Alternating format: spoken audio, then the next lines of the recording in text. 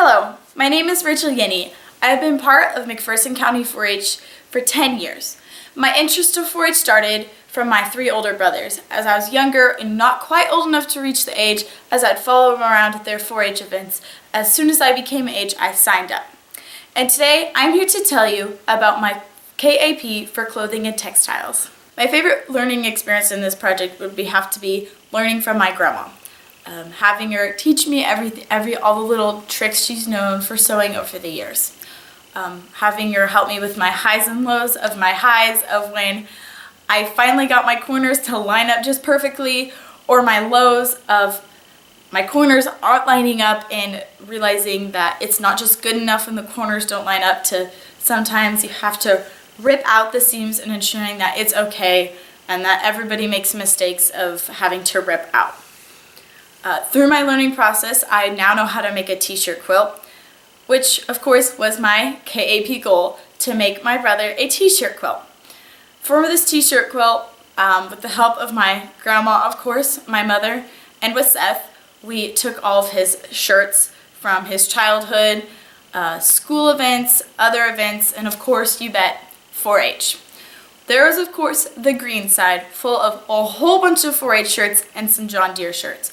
After picking out some of our favorite 4-H shirts over the years of activities of state events, county events, and local events that we've gone to, compiling all the shirts onto one side to make one big green side. On the other side, we had compiled of our other things like school and church camp, such activities, and any fun shirts we made over the years. With completing my goal of making Seth a t-shirt quilt, not only can I look back at the quilt and think of all the great fun times I had while sewing the quilt with my grandma, but also think of the fun times that I've spent with Seth while he was in those shirts. For citizenship within my clothing and textiles project would have to be sewing all of my baby blankets that I donated to the Salina Pregnancy Service Center. It is very dear to my heart to give all these blankets to them and what they stand for and how they help with expecting mothers.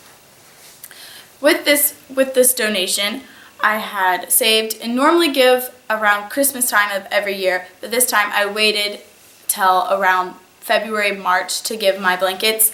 So therefore I had enough time to make some more blankets.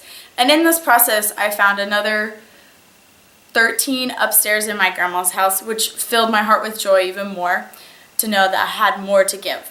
So within this process, I was overfilled with joy to walk in with 2 18-gallon plastic containers full of flannel blankets. Some were just solid colors, some were 2 prints, and with the ends of the fabric that I had not used, it just wasn't enough to make a blanket, I sewed them into burp cloths, so some of them had matching birth cloths.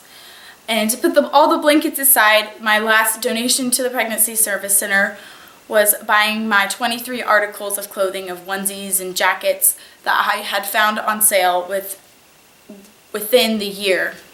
Thank you for watching my Clothing and Textiles KAP.